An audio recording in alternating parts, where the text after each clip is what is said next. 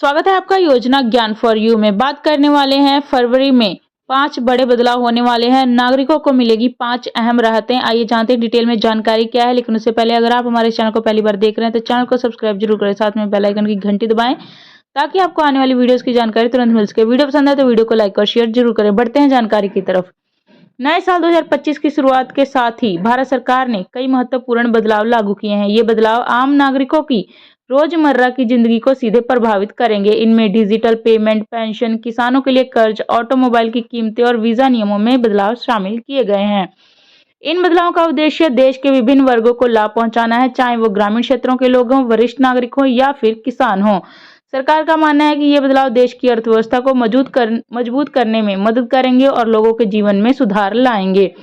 सबसे पहले बात करेंगे यूपीआई पेमेंट की लिमिट में इजाफा किया गया है। नए साल में यूपीआई 123 पे के जरिए अब एक बार में 10,000 तक का लेनदेन किया जा सकता है। यह सीमा पहले 5,000 थी। यह बदलाव उन लोगों के लिए विशेष रूप से फायदेमंद है जो फीचर फोन का इस्तेमाल करते हैं। इस बदलाव का उद्देश्य डिजिटल पेमेंट को और अधिक सुलभ बनाना है। यह ग्रामीण क्षेत्रों में रहने वाले लोगों और वरिष्ठ नागरिकों के लिए विशेष रूप से लाभदायक होगा। अब वे बिना किसी परेशानी के लेन देन कर सकेंगे।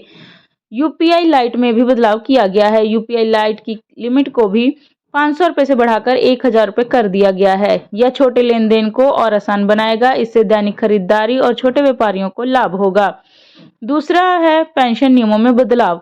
ईपीएफओ पेंशन विड्रॉ सिंप्लीफाइड कर दिया गया है। ईपीएफओ पेंशनभोगी अब किसी भी बैंक के एटीएम से पेंशन निकाल सकते हैं। यह सुविधा केंद्रीकृत पेंशन भुगतान प्रणाली के राहत से शुरू की गई है।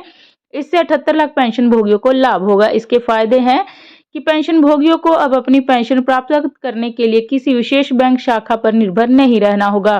स्थान बदलने या बैंक बदलने पर भी पेंशन प्राप्ति में कोई बाधा नहीं आएगी। यह प्रणाली पेंशन भुगतान को तेज और सुरक्षित बनाएगी। तीसरे नंबर पर बदलाव आया है गाड़ियों की कीमत में बढ़ोतरी। जनवरी 2025 से कारों की कीमतों में 2 से 4% की वृद्धि हुई है। मारुति सुजुकी, हुंडई, महिंद्रा जैसी बड़ी कंपनियों ने यह कदम उठाया है। कीमत बढ़ने के कारण मैन्युफैक्चरिंग लागत में वृद्धि, ऑपरेशनल खर्चों में बढ़ोतरी और नए सुरक्षा मानकों का पालन।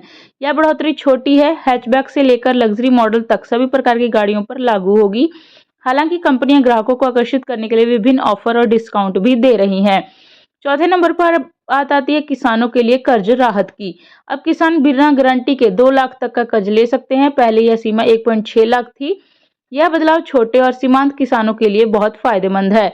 इन नए नियमों के लाभ होंगे कि किसानों को आसानी से कर्ज मिलेगा, बढ़ती इनपुट लागत का सामना करने में मदद मिलेगी, कृषि उत्पादकता में वृद्धि होगी, ग्रामीण अर्थव्यवस्था को बढ़ावा मिलेगा। इस कदम से किसानों को आर्थिक स्थिति में सुधार होने की उम्मीद है। साथ ही यह कदम कृषि क्षेत्र में निवेश को भी बढ़ावा देगा। 5वें नंबर पर आता है वीजा नियमों में बदलाव। Thailand e visa system. Thailand ने अपने देश में आने वाले पर्यटकों के लिए ई वीजा की सुविधा शुरू की है। अब भारतीय नागरिक थाईलैंड में 60 दिन तक बिना वीजा के रह सकते हैं। अमेरिका वीजा नियम। अमेरिका ने वीजा अपॉइंटमेंट रीशेड्यूलिंग के नियमों में बदलाव किया है। अब आवेदक केवल एक बार बिना किसी अतिरिक्त शुल्क के अपॉइंटमेंट रीशेड्यूल कर सकते हैं।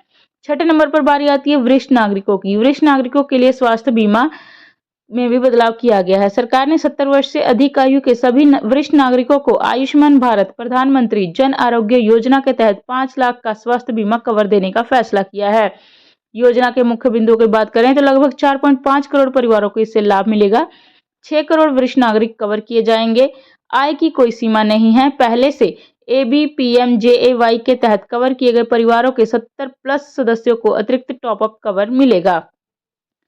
यह कदम वरिष्ठ नागरिकों के स्वास्थ्य संबंधी खर्चों को कम करने में मदद करेगा और उनके जीवन की गुणवत्ता में सुधार करेगा। ये बदलाव भारत के नागरिकों के लिए कई मायनों में फायदेमंद साबित होंगे। डिजिटल पेमेंट और पेंशन नियमों में सुधार से वरिष्ठ नागरिकों और ग्रामीण क्षेत्र के लोगों को राहत मिलेगी। किसानों के लिए कर्ज में राहत और वीजा नियमों में बदलाव से भी सकारात्मक प्रभाव पड़ेगा। हालांकि कारों की कीमतों में बढ़ोतरी से कुछ लोगों को परेशानी हो सकती है, लेकिन कुल मिलाकर ये बदलाव देश की अर्थव्यवस्था को गति देने और लोगों के जीवन स्तर में सुधार करने के लिए किए गए हैं। सरकार का मानना है कि ये बदलाव डिजिटल इंडिया और आत्मनिर्भर भारत के लक्ष्य को प्राप्त करने में मदद करेंगे। साथ ही ये बदलाव वरिष्ठ नागरिकों, किसानों और आम जनता के लिए एक नए साल का तोहफा है। आपको ये जानकारी कैसी लगी अपनी राय कमेंट बॉक्स में जरूर लिखें। चैनल को सब्सक्राइब, वीडियो को लाइक और शेयर जरूर करें। धन्यवाद।